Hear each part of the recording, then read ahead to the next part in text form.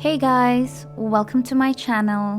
Today we're talking about how to invest in stocks for beginners in the UK. We'll cover what stocks are, why investing is a game changer, which apps are commission free, and how you can start with as little as £1. Have you ever thought, oh, I want to invest in stocks, but I've got no idea where to begin? Well, you're not alone. In fact, most people feel that way at the start. The good news, you don't need a finance degree or a load of cash to get going. You just need the right information, a bit of patience, and maybe a cup of tea. So let's get into it. What is stock investing really? Okay, let's keep this simple. When you invest in a stock, you're basically buying a small piece of a company, like a slice of pizza, except these pizza might make you money over time. For example, if you buy a share of Tesco, you're literally becoming a part owner of Tesco. Isn't it cool? So if Tesco makes a profit and grows, your slice becomes more valuable. If it does badly, your slice shrinks. So it's like riding the waves of the business world. Why do people invest in stocks? First is to grow their money over time. Second is to beat inflation, because keeping cash in the bank is like leaving ice cream in the sun. Third is to earn dividends. Some companies give you a piece of their profits regularly. And fourth is to build wealth for the future, like for retirement, house deposit, financial freedom. How do stocks make you money anyway? Let's break it down into two main ways. First is capital gains. This means if you buy a stock at one price and then it goes up, then if you sell it at a later price, like for example, you buy Apple at £100 and then later sell it for 150, the £50 is your profit. Second is through dividends.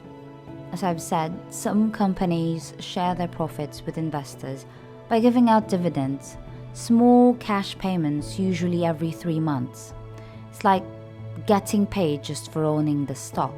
And basically you don't need £1,000 or £10,000 to get started. Thanks to modern investing platforms, you can start with £1, literally. Even if you only invest £25 or £50 a month, you're building something. And because of something called compound growth, those little amounts can turn into serious cash over time. Now let's talk about where to invest. Back in the day, you had to call a broker, pay high fees, and it was a big whole mess. But now, there are apps on your phone that make it super easy, and many of them charge zero commission, meaning no fees to trade or to buy or sell shares. The top beginner-friendly commission-free platforms in the UK, first is Trading 212. This is what I'm using most of the time. They are commission-free trades to invest in stocks, ETFs, and commodities. Fractional shares are available, and they have invest account and ISA options, and it's very popular with UK beginners. Second is Free Trade, also a user-friendly app, zero commission on standard trades, and it offers UK and US stocks. Also, they have ISA accounts available and fractional shares, meaning invest in part of a share, like £10 of Amazon. Third is eToro. They are also commission-free trading, and they have this feature called social investing feature, wherein you could copy the top investors' portfolio. It includes stocks, ETFs, and even crypto. So this is easy to use for beginners as well. But a heads up, always check if there are hidden fees like currency conversion or inactivity fees. If you try and into an app register Just make sure that you read the fine print. And also, this is not financial advice. Always do your research before investing into anything. Alright, once you've got your app and you've registered, now what should you actually invest in? Let's break it down. First is you could invest in individual stocks. These are single companies like Apple, Tesco, or Nike. The pros for this one is that potential for big gains and you own a piece of a specific company. The cons for this is that it's riskier if the company fails and then you'll lose all your money, especially if you just put all of your money in one stock. Second is ETFs, or exchange traded funds. So imagine a basket full of many different stocks. You buy one ETF and you're investing in all the companies inside it. For example, an ETF that tracks the FTSE 100 includes the top 100 companies in the UK. The pros for this one is that it's less risky and is diversified. But the cons is that it has slower growth than picking individual stocks. Third is index funds. It's similar to ETFs, but they are managed slightly differently. This is ideal for set it and forget it investors. Fourth is dividend stocks. These stocks pay you regularly, either quarterly, annually, or monthly, and it's great if you want passive income. So, what type of account should you use? In the UK, you have some special accounts to help you invest tax efficiently. First is the Stocks and Shares ISA, wherein there is no tax on capital gains or dividends. You could invest up to £20,000 per year, and this is perfect for beginners. Second is the General Investment Account, or GIA. There is no limit, but you'll pay tax on the gains above the allowances. This is good for investing beyond your ISA limit, which is £20,000 per year. SIP, or pension. This is long-term investing for retirement. It's good for tax relief on contributions, but the funds are locked until retirement age. Now, don't overthink in building your portfolio. An example for this one could be you would put your money, 60% of it, in an ETF like the FTSE 100 or S&P 500.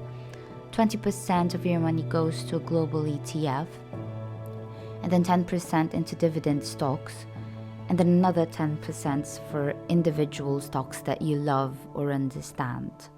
Why this mix? Because it spreads out your risk, so that if one stock drops, the other balances it out. A few tips for beginners to avoid these mistakes. Do not invest money you'll need next week. Investing is for the long game. Think 5 years or more. Second is don't panic during a dip. Stocks usually go up and down. It's normal. In fact, dips are often a good time to buy. Don't chase hot tips. If it sounds too good to be true, it probably is a scam.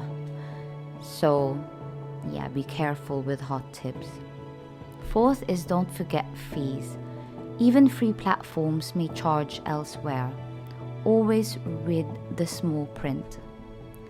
And what are the benefits of investing in stocks? Let's recap this. First is that you're building wealth. Second is you're beating inflation. Third is you're creating financial freedom, because one day your investments could pay your bills or fund your holidays. Another is you're in control. You decide where your money goes. It's very empowering. It's easier than ever because of the apps, the automation, and free resources. It's accessible to everyone. So some of the frequently asked questions is, stock investing risky? Answer is yes, but over time it's less risky than doing nothing. The key is to diversify and invest in long term. But what if I don't know what to invest in? Well, start with ETFs. They're a beginner's best friend like VWRL or VUSA. Can I lose all my money? Only if you bet everything on one stock and it crashes. That's why we diversify. And how often should I check my portfolio? Answer to that is once a month is enough. You don't really need to watch it like Netflix. So here's the deal. Stock investing isn't just for bankers in suits or people with millions. It's for you, me, and anyone who wants to take control of their financial future. Start small, keep it simple, and stay consistent. And most importantly, get started. Because the best time to invest was yesterday, and the second best time is today. If you've enjoyed this video, please give us a thumbs up and also comment where you are in your investing journey. Hit subscribe because it really helps the channel grow and reach people who needs it. See you on the next video. Ciao!